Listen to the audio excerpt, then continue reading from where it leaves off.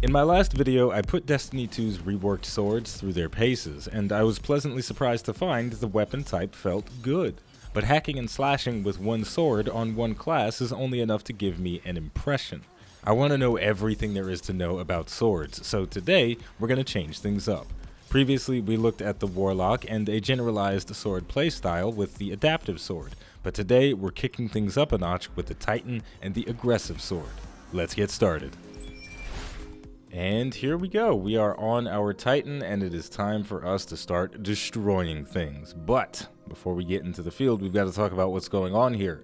When we were playing as the Warlock, we were using an adaptive sword, but this time we are using an aggressive frame sword. This is the class-specific sword for the Titan. It has a much slower swing speed, but it has a slightly larger arc for its attacks, so it can potentially cleave more enemies with every swing, and it deals significantly more damage per swing.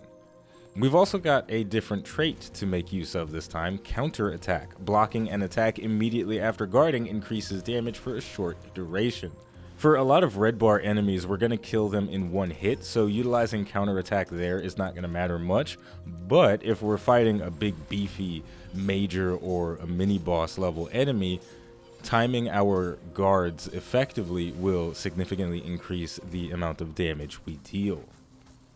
We're also going to throw an exotic into the mix to differentiate the playstyle between the Warlock and the Titan with a sword even more, because the base level playstyle with swords is very similar across all of the classes and all of the archetypes, but as soon as you start throwing exotics and different abilities into the mix, things start to get different, and the exotic that we're going to use is the Stronghold. Its armor perk Clenched Fist maximizes guard stats on equipped swords. Shots blocked immediately after guarding will heal you.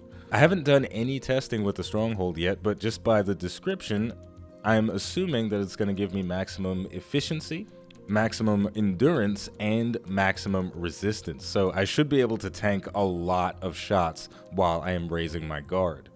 With that in mind, though, I don't want to just hold up the guard and tank shots forever. I do want to time it correctly so that I can receive the healing from it and trigger counterattack when I'm fighting against a major enemy or a mini boss, so I can be as efficient with my ammo as possible. I also have to be careful about my ammo management because I don't have Tireless Blade helping me keep my reserves topped off. The last bit of noteworthy information for our setup is going to be on our class item. Once again, we have recuperation. I replenish health each time I pick up an orb of light, and my sword is masterworked, so every double kill is going to give me an orb, and if I am lucky enough to pick it up right away, it's going to heal me, and I probably won't die.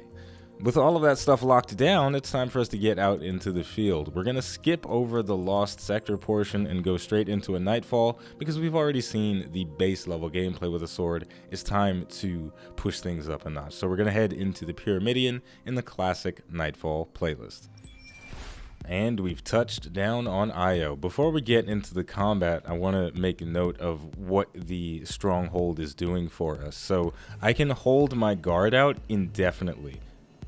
And as soon as we come into contact with enemies, we're going to look at how much damage I can resist while my guard is raised. So let's mount up for a second so we can speed things along. And there are going to be a bunch of major enemies down there, so it's going to be very easy for me to see how much punishment I can take. So let's come in for a landing and start blocking some shots. Let's see how much damage I take. Oh, wow. That's very strong. And you'll notice that unlike with the other swords, my sword energy is not going down at all. So even if I walk right up to this guy and he tries to slap me, my sword energy is not depleting. This is very powerful. Let's try not to die here. That would be unfortunate. Okay, that first death doesn't count. This is the real start to the Nightfall. It's fine. It's totally fine. So moving into these goblins, I took a little bit of fall damage there, but that's okay. I can run in and get that double kill, and then I'll spawn an orb, and I can continue pushing on.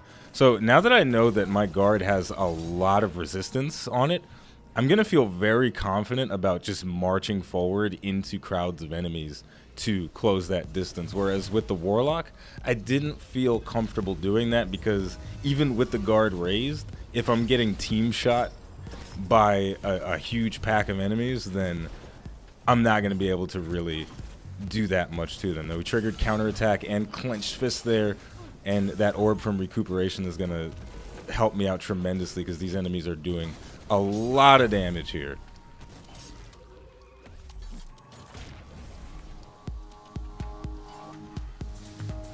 Fun fact about guarding, you can mitigate fall damage with it. Alright, I did manage to get a heavy ammo brick before moving into this area, so I am in a good place. So let's just go in and start hacking and slashing.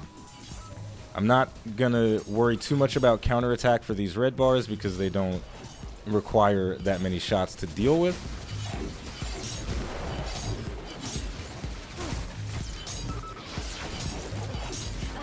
The beauty of being attacked by a bunch of rapid fire weapons from all these goblins is pretty much any time I raise my guard, I'm gonna trigger counterattack and clenched fists at the same time.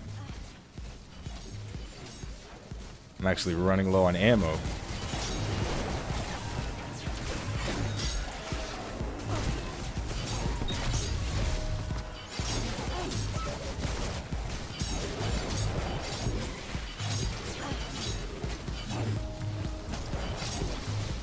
Alright, that went extremely well. The stronghold is providing me with massive damage reduction, and it feels really good. It's especially nice when a lot of enemies are shooting me at the same time with their rapid fire weapons, their fully automatic weapons. It's very easy to trigger both counterattack and the clenched fist effect when I'm fighting in a big crowd of enemies. So we're going to continue moving along. I potentially should deal with the hobgoblins with my ranged weapon, just in case they snipe me and do some really big burst damage, because I don't want to get accidentally killed by them. So I'm going to push out and continue dealing with these guys. That sword swipe. Just going to let him come in. I did not get the counterattack there, but we got it here. It's going to one-shot the enemy. Perfect.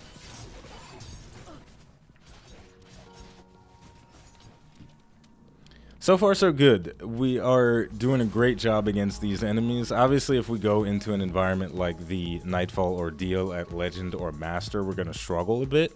And this is going to be true for any close quarters combat weapon. The bigger the gap between your level and the level of the enemies, the more you're going to struggle. But that does not mean it's not possible to work with the sword. You're just going to have to be more on point. The harder the content is that you're in, the more on point your gameplay is going to have to be in order for you to find success. I was using a sword in the Insight Terminus Nightfall Ordeal at the Master difficulty yesterday, and I had a good time with it. I didn't feel like I was wasting my time, but I was playing kind of poorly in some bits, so I did wind up dying a lot, but I saw the potential. The potential was definitely there. We're going to skip ahead a little bit. One thing that you're going to have to come to terms with when you are using a sword is that phalanx enemies, whether it's Taken or Cabal, you cannot kill them with your sword. So whenever I see those enemies, I am going to sit back and deal with them with my primary weapon or my special weapon.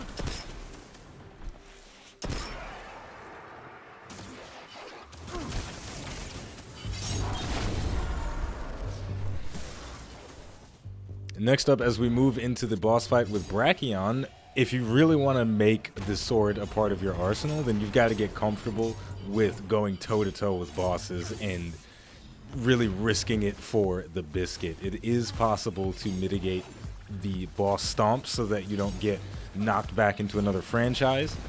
You just have to be on point with your timing. Unfortunately, I was a little bit messed up with my counterattack timing, so I didn't get any bonus damage on any of my swings, but I was still able to take a lot of punishment from Brachion as well as all of the ads. If I was doing the Ordeal version of this, I would probably have played the top branch so I could put a bubble right at Brachion's feet and I could survive the attacks from all of these surrounding enemies that way. Alright, things got a little bit serious there in the final bits of that Nightfall. I was getting a little bit triggered by the Taken, but ultimately things were successful. So to wrap things up completely, we're going to head into the Quarry Legendary Lost Sector again and see how things roll. Maybe I'll have a better time, maybe things will be more of the same, but it's going to be interesting to see if the capabilities of the guard allow me to push in and deal with barrier champions any better.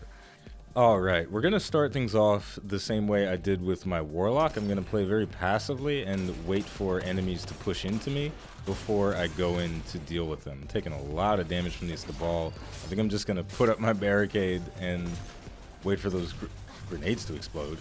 We got a counterattack there so we can one-shot the red bars. My normal light attack swing is not strong enough to one-shot these red bar legionaries yet, so that is the light level deficit at work. Okay, we got the unstoppable champion pushing in. I have to reload my unstoppable hand cannon, get him staggered, and now we fight. Let's get a heavy swing on him. Oh, that did a lot of damage. Okay, that was good. So I got 19 swings. That's more than enough. I should be able to maybe push up and deal with some of these guys from sword range. The Scions are a one-shot, which is nice.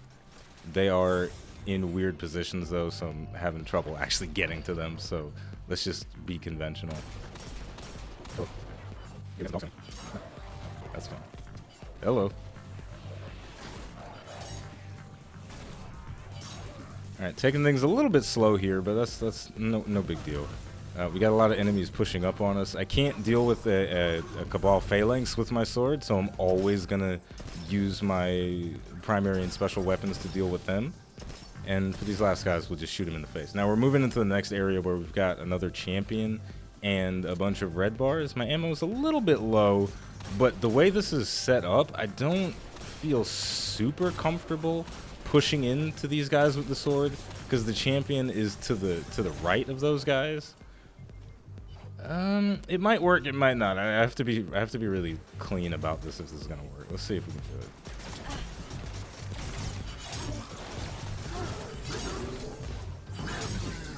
Okay, that worked out.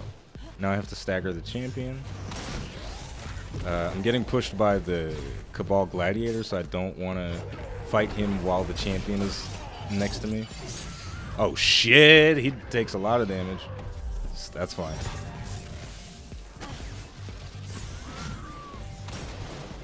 Oh shit, I missed. Not like this.